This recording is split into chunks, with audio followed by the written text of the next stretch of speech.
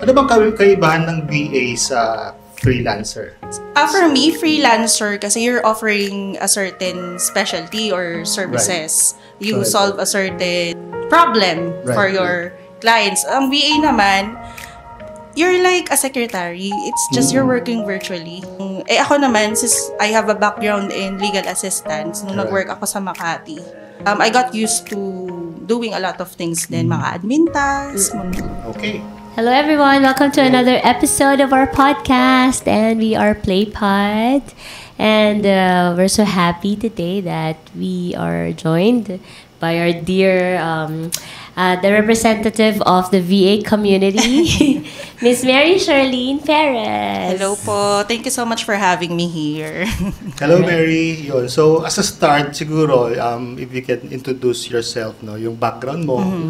What do you do now? Then later on, let's talk about yung day-to-day as a VA agency and as a VA at the same time. No? Ayun. Okay. So right now po, what I do is I own a virtual assistant agency based here sa Lipa. Pero ayun nga, since VA agency siya, yung mga VAs under me, we are all scattered. Hindi kami lang dito sa Batangas. So I have VAs in the North, sa Visayas, Luzon, Visayas, Mindanao. Okay. So, nationwide pala. Yes, nationwide. I actually also have VA na nasa outside the Philippines. Pero recently, kababalik lang niya ng Pilipinas kasi ayun nga. She wanted to do virtual assistance full-time. So parang na-feel niya na hindi na niya kailangang to go abroad. Yeah, so that's one of the accomplishments na nagawa namin recently. Pero before I became a VA agency owner, I was a VA myself. So, konting backstory lang before I got into virtual assistance. So, I graduated year 2014 sa De La Salle Lipa. Okay. And then right after... Schoolmates pala tayo. Talaga? So, ayun po. And then right after graduation, I went straight to the corporate world. Nag-office girl agad ako. So, Anong course mo sa... legal management po. O, diba? Hindi siya aligned sa ginagawa ko ngayon. Pero, so, graduate ako, baka sakali ako sa Manila. Or, I mean, sa Makati. Okay. So, nag-work ako doon for 1.5 years. And then, life was tough back then. Siguro dahil fresh grad, hindi ko pa alam yung gusto kong gawin. So, bumalik ako ng probinsya. We have the same story actually. Talaga? Life was tough back then. Tapos, bumalik din ako ng probinsya. Kilala mo ako kasi kaya ako bumalik sa probinsya. Anyway, go ahead, sorry. So, bumalik ako dito na hindi ko talaga alam yung gusto kong gawin sa buhay. Until naglalakad ako sa SM, Lipa. Tapos napadaan lang ako, Alorica? Parang gano'n. Sabi ko, may hiring. Hindi ko alam na call center pala siya. Ang mindset ko lang nun, gusto ko magtrabaho. Right. Mga ganyan. So, okay, sige, nag-apply ako. Hindi ko alam na ganun pala kabilis yung... Processing. Oo. Yeah. Parang umuwi ako, hired na agad ako nun. Oh, wow. So, tumagal ako sa call center for like a few years. Oh, wow. And then, doon ko na-meet yung husband ko na ngayon. Ay, pala yun. And then, so yun, nagkaroon kami ng anak.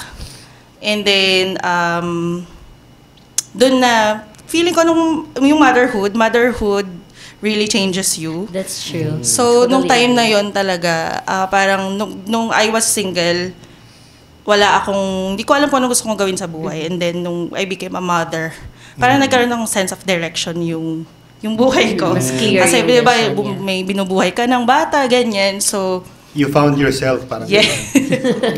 So, ayun. And then, yung time na bumukod na kami ng husband ko, so nakipagsapalaran kami sa Santa Rosa. Kasi, di ba, call center dito. And then, syempre, if gusto mo mag-earn ng mas malaki, pupunta ka sa mas progressive na, city. Na city. So, nagpunta kami ng Santa Rosa. So, back then, sumama ako doon. Nag-apartment kami sa Santa Rosa. And then, pero full-time mom ako noon. Wala akong work. Okay. So, nag-stop ka na din sa call center. Nag-stop ako kasi... Pareho talaga kayo. Gusto ko mag-alaga ng anak ko. Kasi I was breastfeeding. Exactly. Ganyan, exclusive. So, for me, hindi option na bumalik sa office that time. Kaso yun nga, life is tough. So, nung medyo parang 2 years old na yung anak ko noon. So medyo medyo hindi na siya ganun ka-dependent sa akin. So I decided to go back to the... Prior to pandemic yun, ano? Yes, po. Prior to year 2019. Yun. And then... Wait, sorry. Let me cut you dun sa part na you decided to go back. Gusto ko lang i-share yung ano yung mga naging challenges mo from being like a full-time mom, tapos for 2 years, right? So somehow meron ka ng feeling na pag-iwanan ka na kasi may 2 years na left behind dahil nga, full-time mom ka. What was your feeling the first time you applied for work again or you decided to go back to work? Actually, medyo may twist yung pagbalik ko sa office eh. Nung pregnant ako, kasi nga gusto kong makahanap ng sideline. Kasi syempre naboboard din ako, ganyan. So, narinig ko yung virtual assistance na term sa friend ko. That was way back 2017 nung pregnant ako. Pero hindi ko siya masyadong napansin kasi ano ba yung VA na yun? So, wala hindi ko siya tinry. And then, nung finally, parang nagde-decide na kami na babalik na ako ng office. Parang ayoko talaga kahit kailangan. So, parang binalikan ko yung idea ng virtual assistance. So, ginawa ko, nag-check ako online kung ano ba yun. Then I discovered merong platform na pwede kang mag-apply ng online jobs. And then, ang tagal bago ako nakahanap ng gig. Parang almost 3 months na naghahanap. Kasi nga ayoko pang bumalik ng office. Sabi ko, kailangan makahanap ako. So consistently yan talagang talaga everyday nagsasend ako. At madami kang sinesenda na... Madami. Doon ko na feel na, ba't parang hindi na ako para dito kasi ang tagal kong natigil na mag-work. Walang tumatanggap sa akin. So, pag anong platform yan? Onlinejobs.ph po. Okay. So, ayan. At saka Upwork. Yeah. Yan yung dalawang yun. Everyday nagsasend ako ng application. Tapos, until I got a gig sa Upwork, ano siya? Ghost copywriting. Hindi ko alam ano ba yung ghost copywriting. Pero basta, ang maganda kasi dun sa nakita kong yun, he is an author sa US. And he's doing a research about malunggay. Moringa, oo. Hindi pala siya common sa US. Yeah. So, he's doing a research about medicinal benefits, mga ganyan. Di ba kahit sa Philippines, kaliwat kanan, nandyan yung malunggay. At saka nagbe-breastfeed ako noon. So, ang dami kong alam about moringa. So, familiar ka din talaga sa malunggay, sa benefits. Hindi ko alam kung paano ako mag-a-apply kasi hindi naman ako writer. Okay. Sinabi ko lang, I know about moringa. I'm a breastfeeding mom. Ganyan. I can tell you a lot of things about it. And then, to cut the story short, na-hire ako. Hinire niya ako. Pero lang, yun, one-time project lang about ghost. Parang, if I'm not mistaken, ang ghost copywriting pala is you would write for the person, pero wala sa yung credit. Right. So, ayun, nagsulat ako about moringa, experience ko using it, ganyan. Yeah. Tapos, yung sahod ko nun is $100. One time. For that for the whole project. Parang ano na siya, whole project na yun. Parang 10 pages yun na essay. Kasi, since, yun, I graduated legal management, so, nasanay ako sa pagsusulat ng mga essay, yung mga mahabang ganyan. So sabi ko, sige, isulat na lang ako, ganyan. Tapos, nung natapos na yun, hindi ako nakahanap ulit ng job. So hanggang sa naubusan na ako ng oras, talagang kailangan nang bumalik sa office, sa call center. So bumalik ako.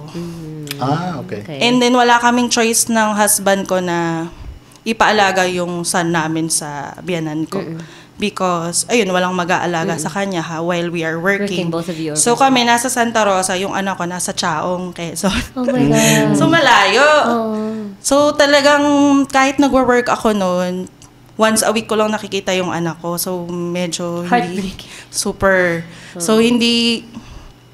Nagwo-work ako, we're earning money, pero yung puso ko talaga is para siyang... Lagi ako malungkot sa work, ganyan. Saktong naman, January 2020, sabi ko, mahanap tayo ng helper. Kunin na natin yung anak natin, tapos mag-ano tayo ng helper. So, nakahanap kami. Buti na lang, nakahanap kami ng helper. Nakuha ko yung son ko na kasama namin sa Laguna. biglang pumutok yung taas. Ayun. Yun na yun. So, buti na lang, kasama na namin siya, tapos biglang pandemic na. So, kung inabot siya siguro sa bukid, so matagal kaming magkakahiwalay talaga. Kasi lockdown nun, di ba? Yes. Santa Rosa, very strict yung before, mga protocols.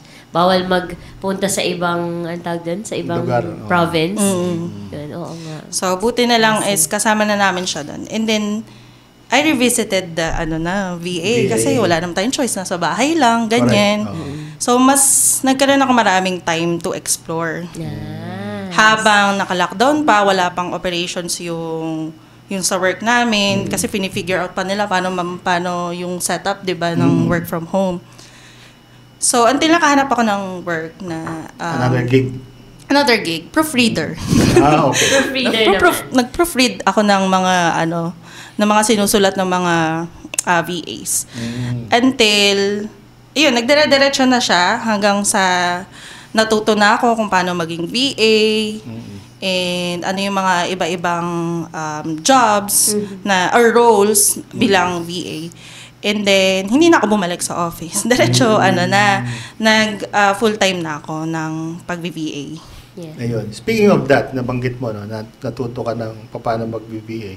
So, yun nga, for mga yung aspiring mga VAs dyan, what are those things that yung parang essentials, no? If you want to be a VA, yung market or industry ng mga VA, no?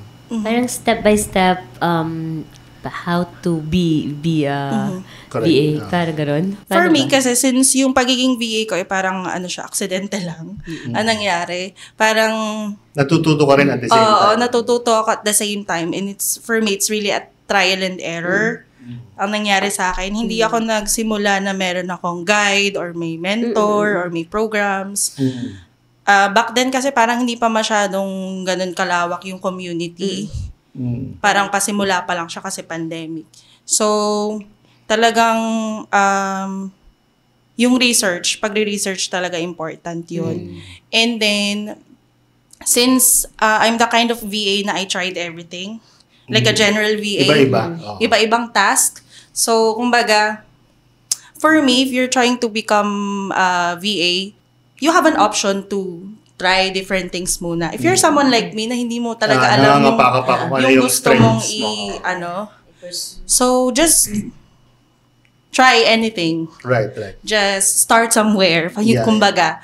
Ano bang kaibahan ng VA sa freelancer?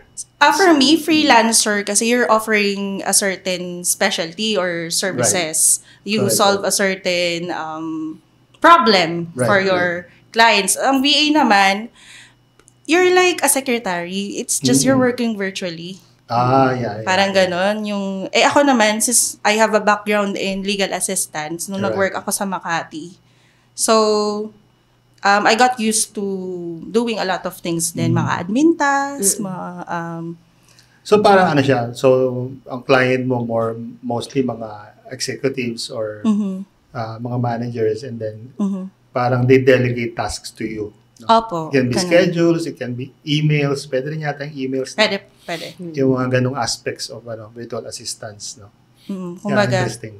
So, all around ka talaga. Parang secretary talaga, di ba? Yung, kung ano yung kailangan ng boss mo, yun yung gagawin. But how does it work? Kasi before we were used to the setup na the secretary is always with the boss. Or parehas kayo within the same office. How does the virtual setup works for the boss and at least for you? Yun yung medyo mahirap sa una kasi if you are talaga general VA, syempre hindi ka naman makaka-work habang tulog yung boss mo, di ba? You need to stay up din. Depende sa time zone ng client mo. So that's the challenging part of becoming a general VA, kumbaga. And then, that time kasi, I used to work within an agency din. So, nag-work ako sa VA agency din. And dun ko nalaman yung ins and outs ng pagrara ng agency. Pero yung agency na yun, we used to work with a lot of coaches. Okay. Different type of coaches. Alam niyo man sa US, yung mga life coach, yung mga health coach, iba-ibang klase coach. Yun yung clientele niyo. Yes, opo. So, And then, I fell in love working dun sa ganong environment. Until, ayun, I decided to focus on working with coaches. Okay. Then, yun, parang nag-solo na rin ako eh. So, nung time na yun. So, natutunan ko not only yung general VA, parang medyo nag-switch yung focus ko na kailangan kong matutunan kung paano mag-support ng mga coaches. Okay. So, parang naging freelancer Right. na din nga. At yun nga yung gusto ko itanong eh. Ano yung mga specific tasks ng coaches na dine-delegate sa'yo? Okay. So, for coaches, since sila ay service-based business owners, so mostly ang dine-delegate nila is lead generation, social media management, email copywriting, email marketing, and then funnel building. Yan yung mga ganon. Tsaka yung mga, di ba, nagwe-webinar sila, so i-assist niyo yung coach, and then more of market research din. At saka, meron kang coach na meron siyang mga self-paced na pre-recorded courses? Yes, yung mga pre-recorded courses. So, I also experience editing the pre-recorded videos. Okay. And then gagawin siyang course. And then, ano pa ba? Yung management ng mga enrollees nun, do you also, like, do they delegate those to you as well? Opo, pero depende sa preference nung client. Kung gusto niya all around ka or kung focus ka lang into one thing. But then that time, I focused on assisting coaches who uses a specific platform. Okay. Which is Kajabi. I'm not sure if you're familiar with Kajabi. It's an all-in-one tool dedicated for course creation, coaching programs. Yun, bago tayong natutunan. Opo. So, Kajabi. Kajabi. Yes. Pinosation ko yung sarili ko as an expert in Kajabi. Kajabi, I see. So we found an expert in Kajabi. Oh my gosh. Sinusunod natin na mag-aaralan. Opo. Kasi si Kajabi naman, what I love about it is all-in-one na kasi siya. So, yung features niya, ginawa ko, talagang pinag-aralan ko kung ano yung dapat role mo para maging effective ka sa paggamit ng Kajabi. So, si Kajabi, meron siyang podcast hosting. Ito siya, no? Yes, yan. Yan. So, pwede kang mag-run ng email marketing, automations, ano pa ba? Yun, yung mag-host ng course. Tsaka ngayon, may bago silang product, yung coaching calls. So, pwede kang mag-conduct ng mga coaching calls doon. Also, essential for me na matutunan kung paano mag-build ng funnels.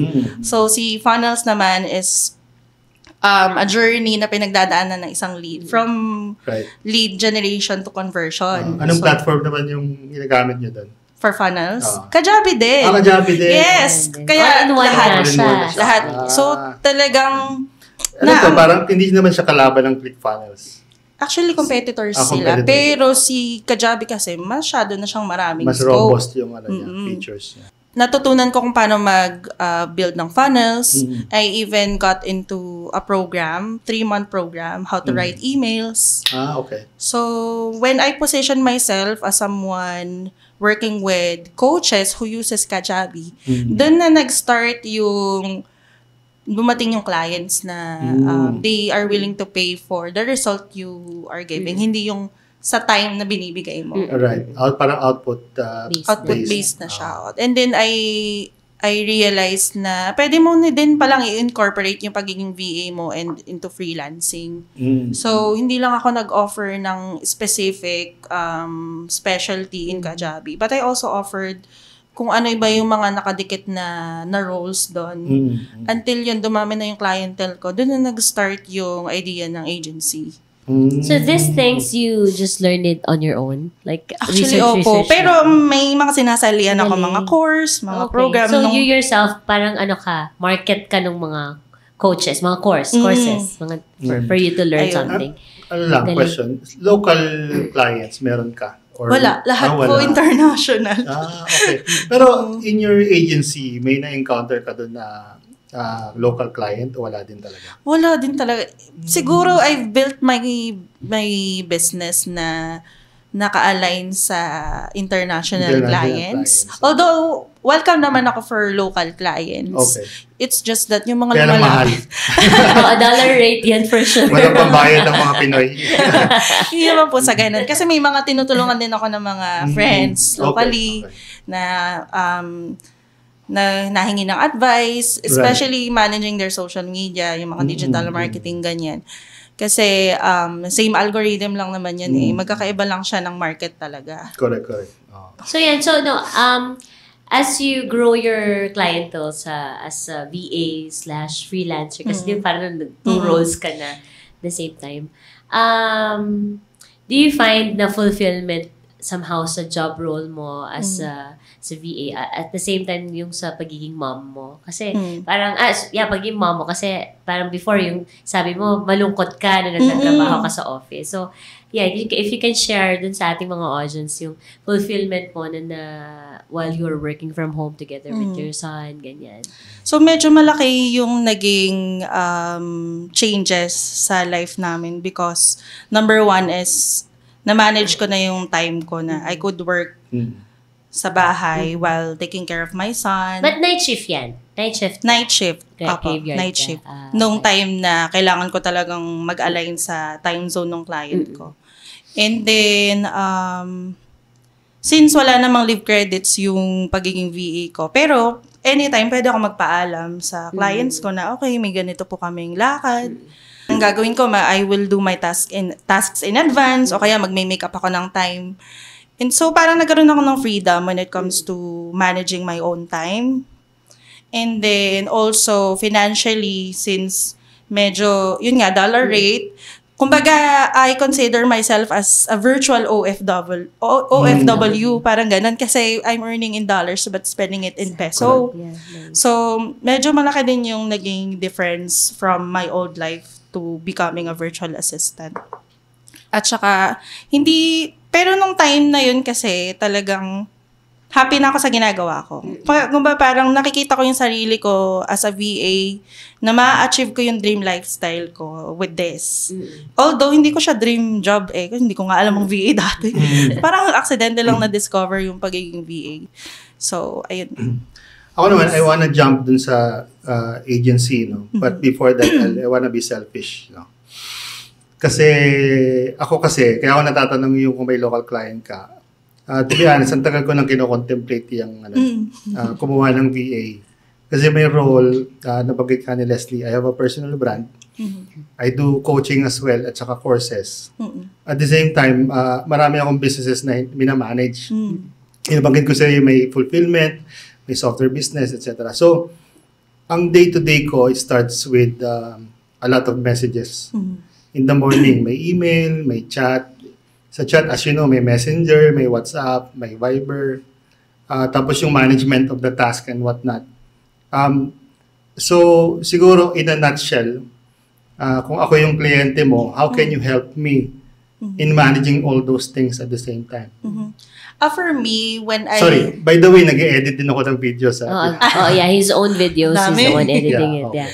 So, kapag meron akong kausap na client, siguro, be it international or local, isa lang yung process ko when it comes to discovering how I could help the client. So, I would ask you to write down 3 categories on what you do in your business. Number 1, ano ba yung mga tasks sa business mo na you are doing it, but you'd rather have someone do it kasi wala kang time. Right. And then another category would be, ano ba yung mga tasks sa business mo na hindi ka masyadong expert or hindi mo alam.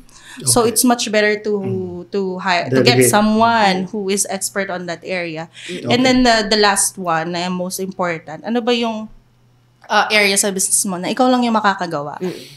Right. So, and then once you're able to categorize those things, yung tasks na only you can do, you focus on that and the rest, delegate them. Makes sense. Ang isang issue is that probably issue rin ng karamihan is yung privacy. Diba? Some aspects siguro, for example, email management. Something na ginagawa rin ng BPA, diba? So, how do you handle yung yung privacy of those correspondences or messages? Of course, kailangan din before you hire someone is talagang ma-scrutinize mo yung, ang tawag dito, yung value ng tao. Kasi number one important thing na meron ng isang VA is you should value integrity. At saka number one requirement when it comes to tools, ganyan, kailangan secured yung laptop mo, Right. may antivirus, Yeah. hindi ka basta-basta kumonoconnect kung saan-saan kasi yung mga may mga hacker, ganyan. So, kailangan matrain mo yung sarili mo or the VA itself na secured yung mga files. Or also, dun sa contract, kailangan may confidentiality, Right. may NDA, mga ganon. Correct. Kasi that's how you would be able to protect your business naman. Right. Pero how do you manage yung halimbawa mga personal messages? Meron siyang ini-email siya ng asawa niya tapos alam mo lang may mga ganong not necessarily may ginagawa sa kalokohan pero how can you make that person, your client, comfortable in managing their personal messages? No? For me talaga, yan ay build instant connection with your client muna. Kasi it's all about relationships din Right. building trust. Yeah. Kasi you cannot work with someone who you do not trust, yeah. diba? So, yun yung number one na kailangang i-build mo din as a VA is para, alam mo yun, at ease sila na mag-delegate ng task na ipagkatiwala yung mga confidential information. Not Pero only, practice talaga siya. Yung ganon, yung management of messages. depende and sa, halimbawa, kung talagang sobrang dami kong emails na kailangang i-check on a daily basis, that's something that you could delegate. Pero if for you, if it's manageable, you could do it yourself. Kumbaga, if there are clients na they will also need help in managing their CRM. So also their yung mga platforms na may figures na involved, like makikita mo yung income ni client, Yun pala yung isa yung pa. mga ganon. So important din talaga na you work with someone who you trust. Right. Okay, another question. Sorry tayo kung tanong.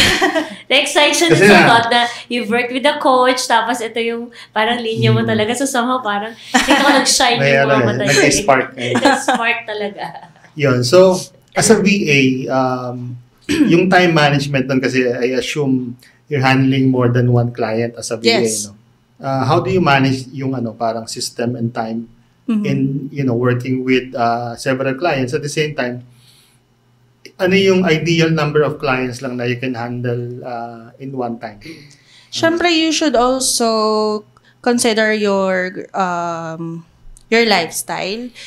For me, since I'm a mom, nung nag-VVA na ako, wala na kaming help sa bahay. So, ako din po ang gumagawa ng... Hindi naman lahat kasi nandun yung husband ko. Right.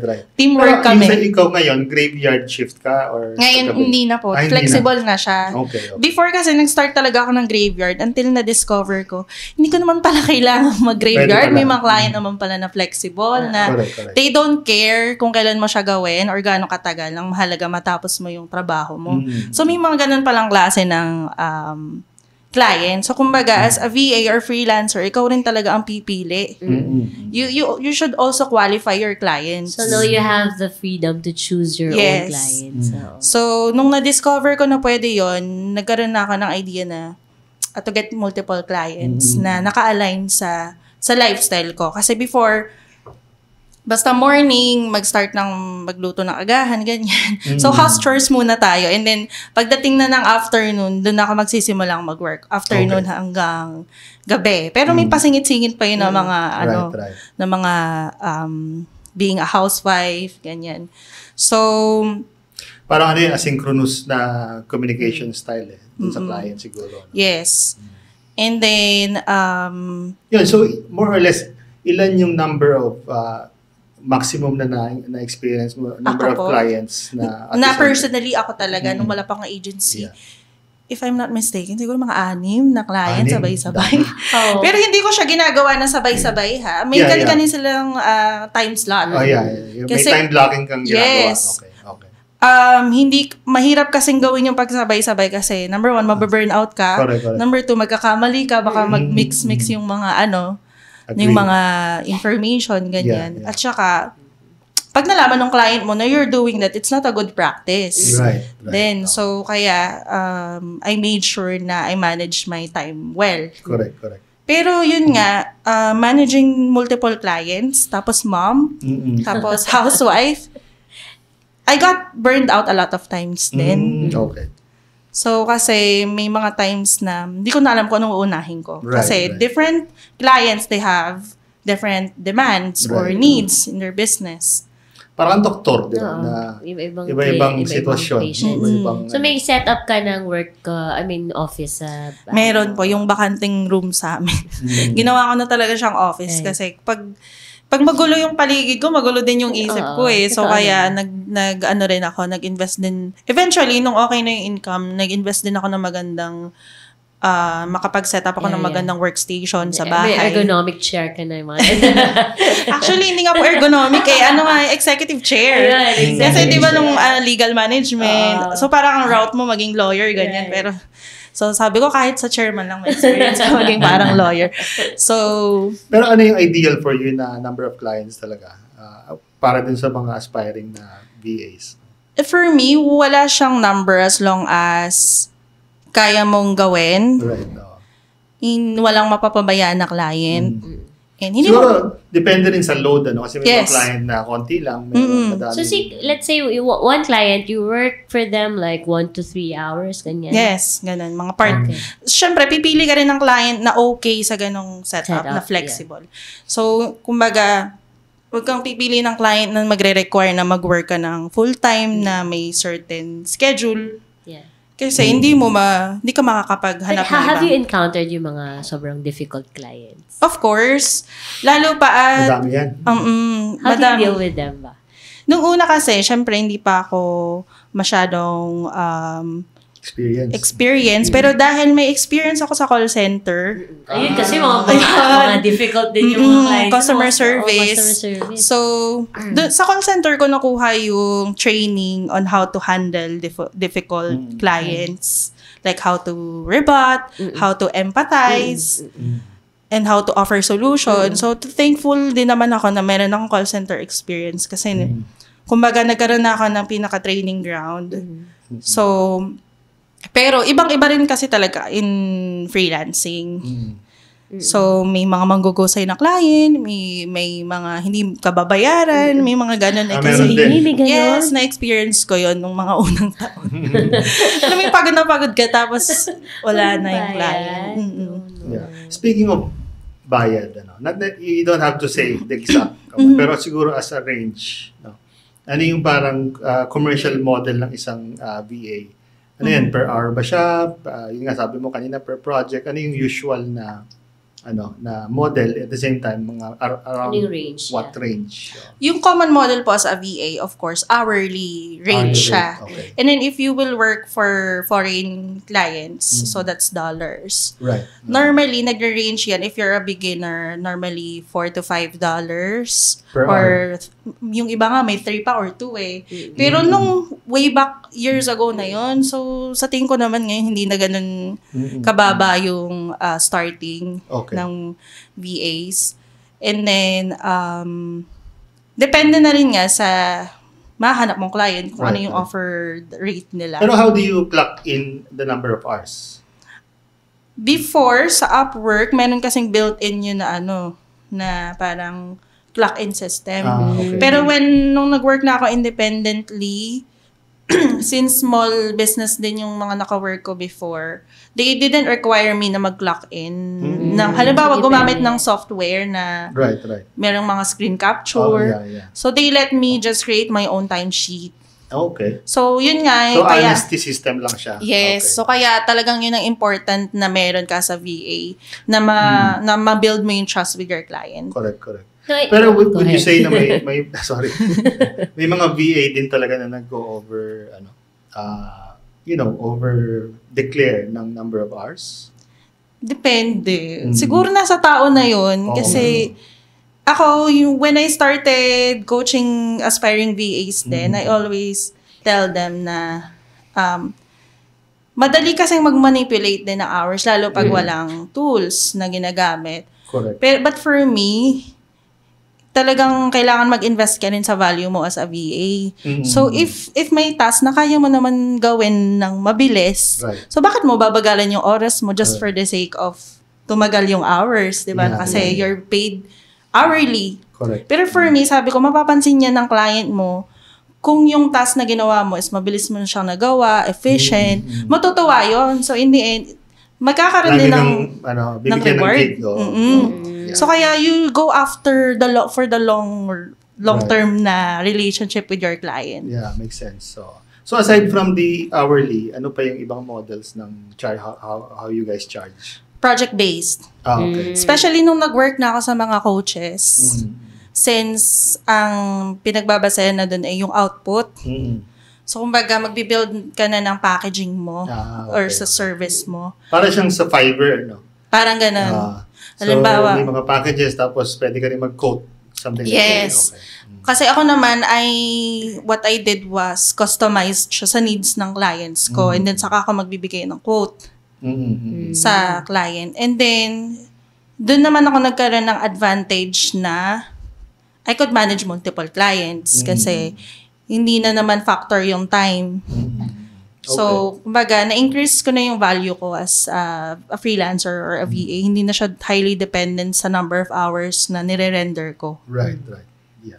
Okay, may tatanong Yeah, ka, no, sorry. kasi it's okay. I'd like to jump na lang dun sa idea na paano mo naisip to build your own agency. Ayan, yun naman ang gusto kong kwento.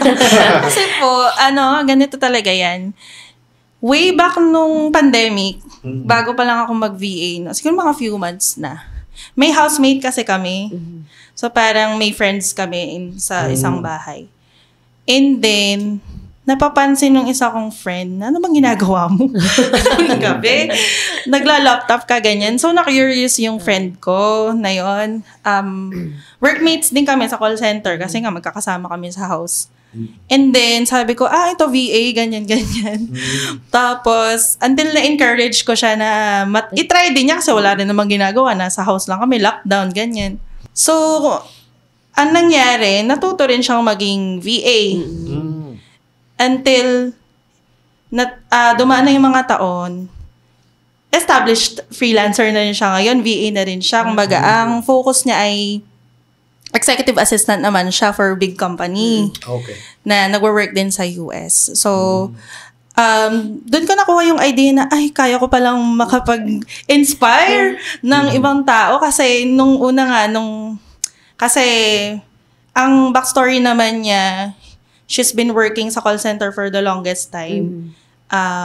Gusto niya na niya ding umuwi ng province sa Mindoro. Kaso wala siyang option kasi nga wala naman siyang family, single siya, pero syempre kailangan din kumita. Yeah. So, until nung na-discover niya yung virtual assistants, bumalik na siya sa Mindoro. Nice. And then, ang magandang lifestyle na nagawa ng freelancing sa kanya, nag-travel na siya while being a VA. So, na-achieve niya yung dream lifestyle niya. So, niloloko ko pa nga siya yung sinasabi ko na balik probinsya program. So, meron pala akong pwedeng tulungan sa mga ganun. So, doon nag-start yung idea na nag-start din ako mag-coach ng mga aspiring VAs. So, wala akong course na yung mga pre-recorded. Parang nagkaroon lang pa ako ng mga one-on-one sessions, ng mga webinars, mga ganyan. Then, kasi nung time na yun, sobrang busy ko na eh. As a freelancer, multiple clients. Tapos, I'm a mom. So, nag-handle ka pa rin nga ng clients, even if nag-decide ka to have your own agency. Yes. Right? Okay. Pero nahirapan po kasi ako mag-transition. Kasi it would mean na kailangan kong bitiwan yung mga personal clients ko. Kasi you're really, kumbaga nag-i-scale ka na eh. Hindi, may hirapan ka ng pagsabayin yung pag-manage ng own company mo, tapos may sarili ka pang mga clients na sinaserve, tapos mother ka pa, tapos nagko-coach pa ako. Kaya ako na-burnout talaga nung mga time na yon. So, ang ginawa ko, talagang trial and error. Tapos hanggang na-realize ko na, parang dumadami na yung clients ko sa agency. Parang nag-a-align talaga siya. So, pero how does it work commercially? Like, did they parang ikaw yung main point of contact ng client? Yes. And then you Yes. just delegate it to them? Or do they, for example, they engage with you as an agency, then you assign a virtual assistant for them. But the billing and charges will Sa go akin. sa'yo papasok. Apo. Okay. Ganun siya. Kasi if i-involve ko yung sarili ko sa actual na nangyayari sa business ni client, para na akong project manager niyan. Right. So, Correct. hindi ako makaka-focus sa paghahanap ng ibang clients for my agency. Right. Nung una, ganun talaga ako, super hands-on. Mm. Lalo na nung time na nagbi-build pa lang ako ng agency ko. Right.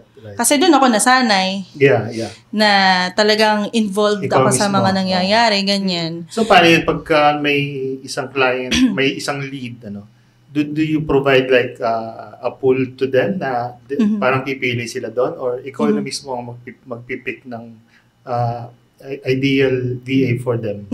Gaya ng sabi ko nga po, yung business ko na-build siya through trial and error. Right. So before, yung pooling ng VA, ang ginagawa ko, nag-assign ako ng VA sa clients. Okay. Until napansin ko na parang nagkakaroon ng problema. Kasi minsan may siya, disconnect.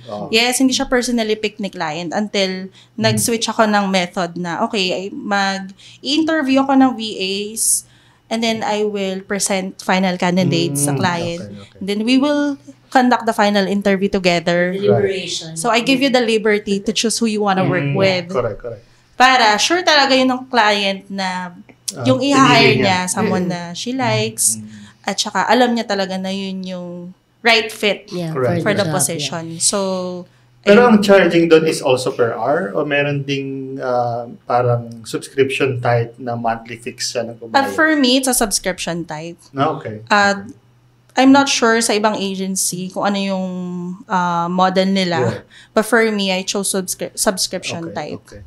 Ano yung just give me a range how much? Ng how much? Actually, since virtual assistants, mga general VAs, hindi naman siya ganun kamahalan po. Range. Hindi, as low as 300. Pwede na makastart mag-hire ng VA. Okay. And then, siguro, depende sa budget mo or kung ilang VA yung kailangan mo, it could go as high as full-time hours. Okay. Ganun. So yung 300 na yan, of course, meron lang siyang limited number of hours. Of course, Okay. kasi since hourly siya na ginagawa ng mga VA, kailangan strategic din kami when it comes to ano ba yung mga priority tasks mo. Doon tayo magfo-focus. Right. Kasi you cannot do everything, let's say, for just 40 hours a month. Hindi kayang gawin lahat yung mga kailangan gawin ng VA. So, Right. doon tayo mag-focus sa gaps sa business mo. Okay. Yeah, I have a question though. How do you recruit VAs? Ikaw ang nagre-recruit or sila yung lumalapit sa'yo? Sabay po. Ah. Pero nung napakilala ko na yung sarili ko as an agency owner, marami na ding nagtatanong how to apply, ganyan. At saka po since yung background ko na nagko-coach ako ng mga VAs until nalaman na nila na I'm providing jobs na. So, yun. Doon na po siya. Okay. Speaking of that, what's your engagement with them? Are they employed or subcontractuals or commission basis lang sila? Independent contractors po lahat. Independent contractors. Okay. Sounds good. Interesting. Lagi natin natututunan kay Charlene. Hindi, baka ngayon, ito nga, mukhang malapit mo na ako mag-employ. Usap tayo mamaya. Very insightful siya, especially dun sa mga nagsa-start pa lang na explore this VA community. Then, tsaka maganda yung world. advocacy niya kasi nga, she also gives parang jobs, to yung mga VA industry. Yeah. And also yun nga, helpful nga. Kasi when she started, wala siyang coach, right? Wala It was po like talaga. all herself doing the Trial and research. error. Self-taught ganyan, talaga. Self-taught. But now, here she is positioning herself as the coach. So, kung ako, aspirant ako mag-VA, I would go to Miss Mary Charlene para to seek for her, diba? At saka ma-avoid niya na Guidance. yung mga mistakes ni Mary before, di ba? Yun nga po, parang product ako ng past mistakes ko. Yes.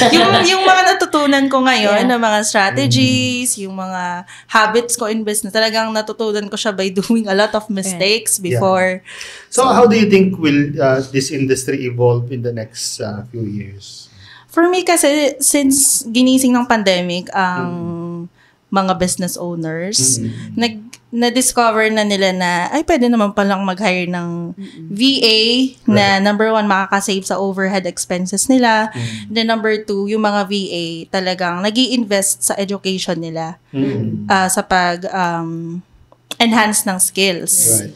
At saka talagang ngayon, sobrang solid na ng mga communities na iba-iba. May mga iba-iba din na coach. So, if you're someone na aspiring as a VA, so mag-research ka din kung saang community ka sa tingin mo na mag-a-align yung values mo. And then, sino ba yung mga mentors na pwede mong lapitan sa industry?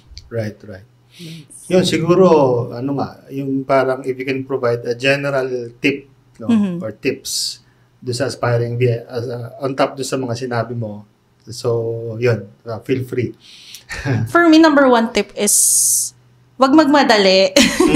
Kasi ako before nang dami kong shortcut na nangyari hanggang sa natutunan ko na lang by the trial and error. So, start with the basics. Just educate yourself. Talagang education is really important. Right. Kasi, since I'm someone na hindi aligned yung natapos ko sa ginagawa ko ngayon, hindi na naman siya masyadong, kumbaga normal na siya sa panahon ngayon kasi hindi naman siya, kumbaga, hindi mo rin ma-predict kung ano yung path na matitake mo in the future.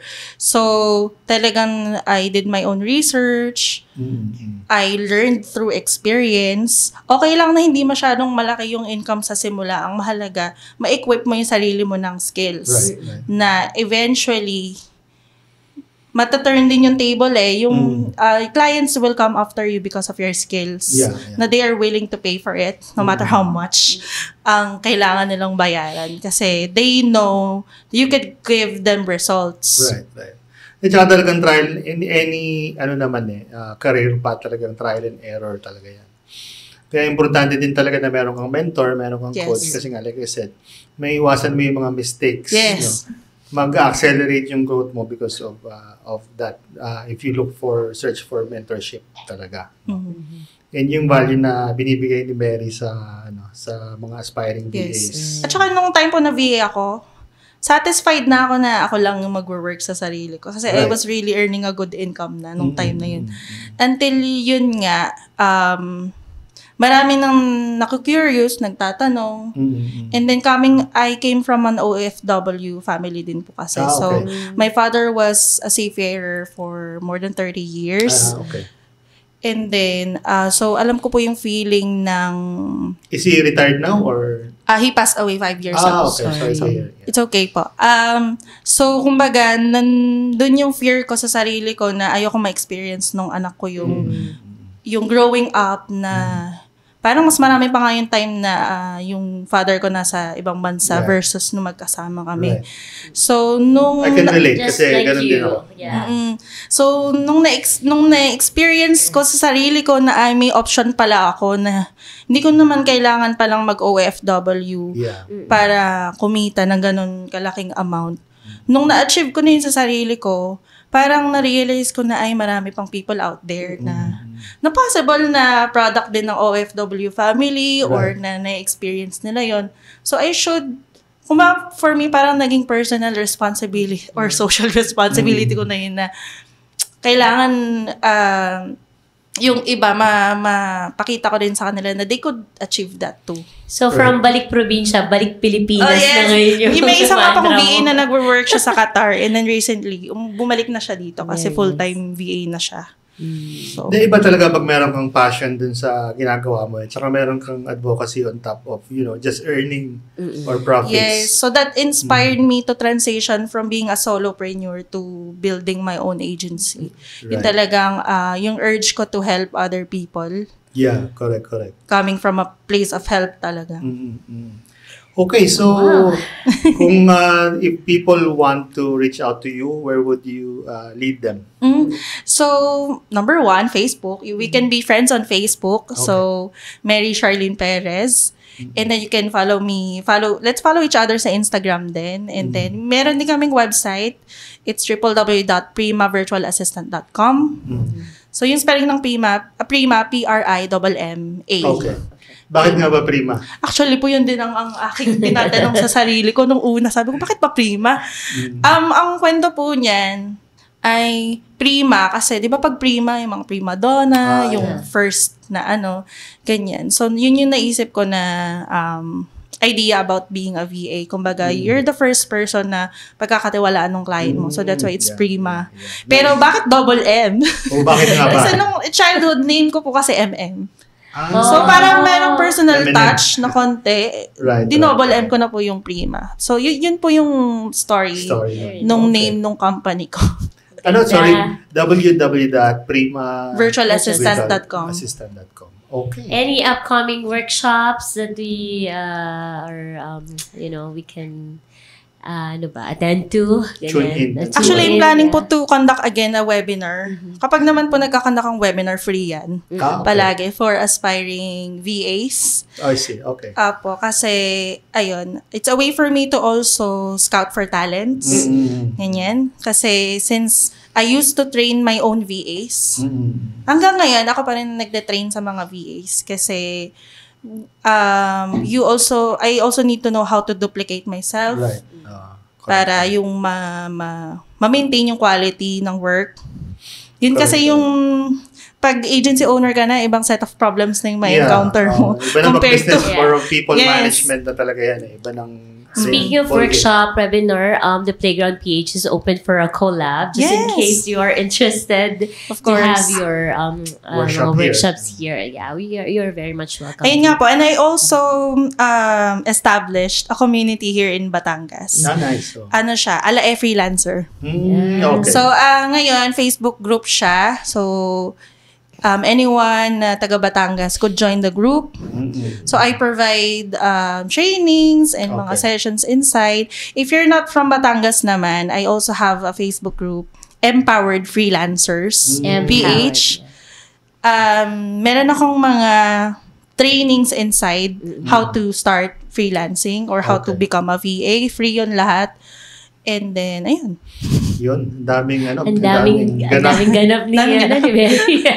Pero siguro dahil po ngayon marami na akong time to do a lot of things while managing the agency. So gusto ko rin naman magkaroon ng ibang mga, to give back to the community. Mga passion projects. Yes. Okay, closing remarks. Yeah, go ahead. Ayun, so thank you so much Mary for being here. Dami nating natutunan. We've learned a lot. Yung sabi ko baka maging kliyente ako. After this, we're gonna discuss it. Ayun, so thank you so much. And again, tune in kasi marami pa tayong episodes na upcoming. And I hope you learned a lot from this episode. Right. Lalo na sa mga aspiring VAs. And don't forget, if you haven't already, just subscribe and follow us. In this podcast, The Play Pods. So thank you so much. Until next time. Until next episode. Thank you. Bye-bye. Bye.